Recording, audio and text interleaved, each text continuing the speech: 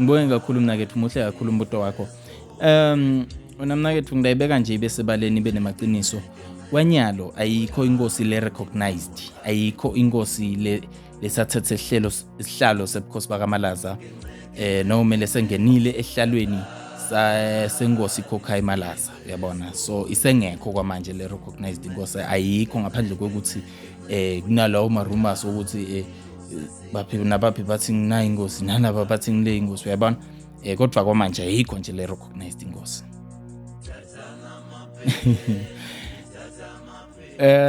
Okay mnakethu, ngiyekuva kahle mnakethu, kodwa ngovahle umbuto wakho mnakethu. Ngiyabona tonke lenzaba lotsho ukuthi uyathola emaphepheni nalapho emsakadweni, kodwa mnakethu ngicela ukuchazela nje ngikubekele yona kahle, ngobe wena mnakethu kahle kahle bantu abawathi umlandvo wakithi kaMalaza, futhi abati ukuthi kulandzelana njani, kuhamba kuya ngani ukuthi kahle kahle lo bukhosi buhamba njani, uyabona wena mnakethu. Ngobe umuntu kumnele ngathi ukuthi kufune athathe isihlalo salobukhosi ngumlamuli Malaza, uyabona. Ndokubekela ukuthi ke khamba njani ke mnakethu. Ngidayicala nje lekuqaleni indlovukati Coxile Dlamini lo wenzele kaMalaza. Indlovukati Coxile lo wenzele kaMalaza nguye lobeleke inkosi Mgwevu Malaza, uyabona. Ayibeleka ngezizathu ekwekuthi usuke ebukhosini bakaDlamini. Bese wena mnakethu nayisuka kiyo inkosi Mgwevu Malaza. Inkosi Mgwevu Malaza benemakhosikazi lamathathu. Lamakhosikazi lamathathu womathathu lamakhosikazi bowakaDlamini, uyangiva wena mnakethu. So njengoba awakaDlamini womathathu lamakhosikazi bekunayinye inkosikazi lephuma ebukhosini bakaDlamini. Ene leyo nkosikazi beku indlovukati Mvombitodva Emily Dlamini lo wenzele kaMalaza. So kulamakhosikazi inkosikazi yekucala beyibeleke umfana, lo mfana bekayiPrince John Malaza, lo bekayinkosana yenkosi Mgwevu Malaza. Bese kuba nalo lo mfati wesithathu lo lendlovukati yesithathu lo Emily Dlamini Malaza nguye lotale indlalifa ngobe asuke ebukhosini bakaDlamini. Ngoba ukhumbule wena mnakethu ukuthi kunenkosana kunendlalifa, indvo letimbili letingafani wena mnakethu. So le ndlovukati Mvombitodva Dlamini lo wenzele kaMalaza ubese uba nemntwana, uba ne indlalifa noma indlalifa njengoba bekayibelekile bese kungiyo ke inkosi bakaMalaza lo bese uthatha isihlalo sebukhosi.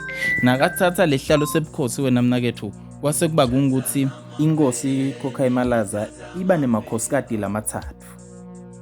Kuba ngilaMsibi, ngilaDlamini nalamlotshwa, uyangiva mnakethu. So nakiwo lawo makhosikazi lamathathu yinye inkosikazi libuye ebukhosini, ibuye ebukhosini bakaDlamini. Ngile indlovukati indvomtanzile Julia Dlamini lo wenzele kaMalaza, uyangivisisa mnakethu.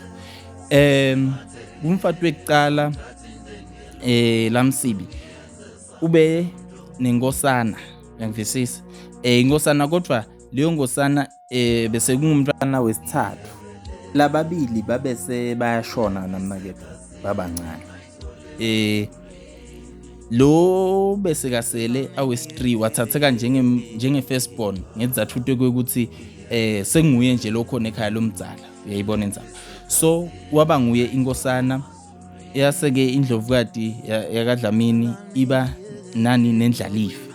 Indlalifa lekungumlamuli Malaza, uyabona wena mnakethu. Lekunguye lekufanele asala thatha lesihlalo sebukhosi bakaMalaza, uyangivisisa. Injalo wena mnakethu lenza. Ngobe noma ungathi uyayibuka ngendlela yemthetho mnakethu, in terms of Mpumalanga Traditional Leadership and Governance Act 3 of 2005, customary law uyasho mnakethu nawo ukuthi vele khamba njani kahle kahle ukuthi lesintu noma lelisiko kufuna lihambe njani. Ngobe noma ungayoyibuka lapha ku unlawfully conduct done by the few family members which are in contravention with the customary law, traditional leadership and cohesion framework, Act 3 of 2019. Mnakethu na ungayibukisisa awubese uyabona ukuthi ngikhuluma ngani mnakethu. Kodwa athi ngingagcili kakhulu emthethweni mnakethu, kodwa nje bese ngikuchazela ukuthi nemthetho wala South Africa uvumelana nalento lengichazela yona.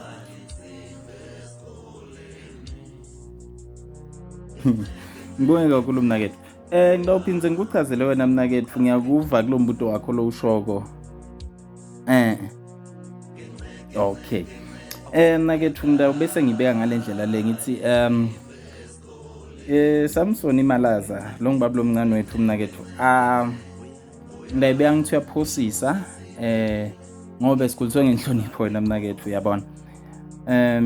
Bona ikinto lefana naleyo mnakethu ngobe into na uyikhuluma iba netizathu yabona, iba futhi neproof. Uma utawuthi wena sekubeka umuntu lothite ufuna ube nebufakazi mnakethu. Ukhumbule wena mnakethu ukuthi maqiniso awafihlwa, akusinto ekufihlwa. Uma ngabe mnakethu ukuthi wena ufuna kwathi lokuthite lokuliqiniso noma ufuna kwathi lokuthite, nangabe mina ngineliqiniso ngidakutshela mnakethu noma ukuphi njengoba ungifonela ayihluphi noma ukuphi uthini ufuna uvala iqiniso, ngidakutshela nje iqiniso. Akunakuthi ngawuthi na ufuna ukuvala iqiniso biya la ngikuhlebela or isonzela la ngikubitele khoneni, cha ayibi njalo. Ndakuchazela ke mnakethu mayelana nalo mtukulo lokukhulunywa ngaye ukuthi bafuna ukuthatha lesihlalo. Lo mtukulo utalwa njengoba ngikuchazelile ngathi kuba nendlalifa kube nenkosana. So utalwa inkosana yasekhaya le kaMalaza. Inkosana ibe nemntwana lengilo mtukulo, yangivisisa. Kwase kuba kungukuthi ngo-2019 inkosana yase kuba kungukuthi iyashona lekubo November 2019. Uma ishona kulomnyaka lolandzelako ngo-2020 lo mtukulu ubese uyahamba uyahlawula ngalo 2020. Futhi lelo langa sasinemsebenzi ekhaya kulotsholwa seswami Thabile Malaza. Bekathi uthena kalotsholwa nje lelo langa wahamba wayohlawula. Bona bobaba lomncane babekhona emsebenzini waseswamina nakalotsholwa nababe bekakhona kulo msebenzi. Yena lo mtukulu ahambila ukuyohlawula wena mnakethu. Futhi inkosana ishone bese ithethe umfadi wena mnakethu ilobolile. Uyavisisa sayinelikhaya ilobolile. Lo mtukulu akathathwa makwakhe. Makwakhe bekayindvombi nje ya inkosana lekhani basakhulwa nje uyabona mnakethu. Kwase kuba kungukuthi nase ikhulile inkosana ithatha lo munye umfadi iyamlobola ihlala naye ekhaya lakhe. Bese umtukulu wahamba wahlawula ngalokuthi akasiye umntwana walomfati lotsholwe ngilenkosana namnakethu. Ngiyafisa nekuthi wena mnakethu uthole ithuba lokuthi ubude bona kahle ukuthi bakuchazelele izathu tabo, kodwa mina bengikuchazela nje ukuthi lo mtukulu kukanjani ngaye noma ufika kanjani kithi. Ngoba wena mnakethu ukhumbule ukuthi emanga awakhulumi nomaphi, awakhulumi noma kubani. Uyabona awakhulumi noma njani. Adzinga ukuthi uyabona udade ukuthi creative, kodwa mnakethu angeke ngaya kakhulu lapho ngobe nawe mnakethu nje ngekwathi kwakho I'm sure uyati ukuthi uma ngabe kuthiwa kubitwa abantwana ngibekise nje ngathi ngikhulume ngathi nje wona mnakethu. Uma kuthiwa kubitwa abantwana benkosi ukhumbule ukuthi umtukulu akekho lapho. Uma kukhulunywa ngebantwana benkosi inkosi ikhokha eMalaza, cha umtukulu akathinzeki ene akekho ngobe vane angekho ayodlala nalabanye batukulu laba ku generation yakhe. Uyangizwa?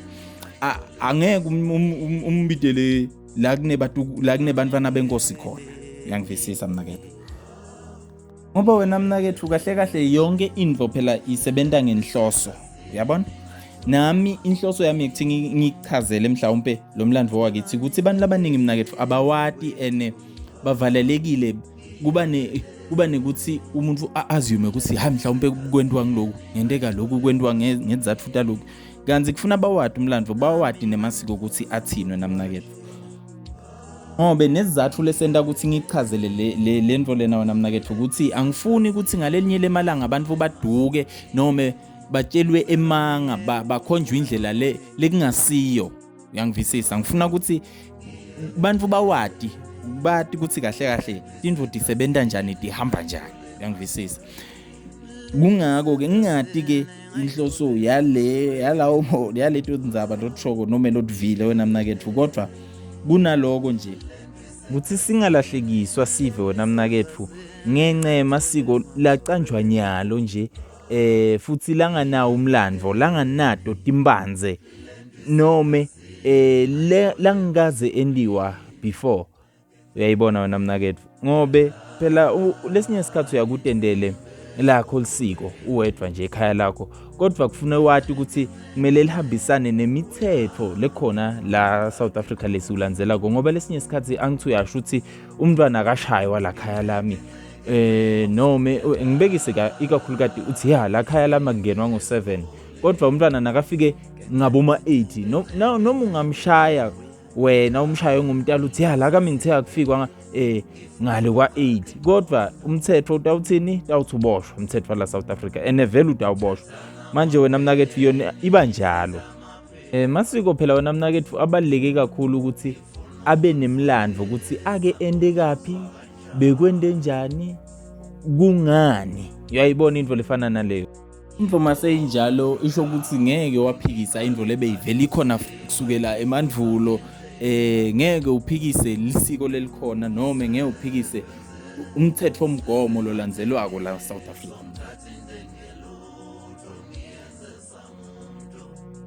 mnakethu kwanyalo lelidzaba lisalungiswa wena mnakethu lisethandleni takho kuthabo premier lisalungiswa mnakethu kusase kunenge nje lokwendekako kodwa lengeke ngakhona ukuthi mhlawumbe ngikuvete kulesikhathi sanyalo kodwa yona itawugcina ilungile iyawuphuma kuphumo konke kutawuhamba ngendlela ngibonga kakhulu mnakethu siyabonga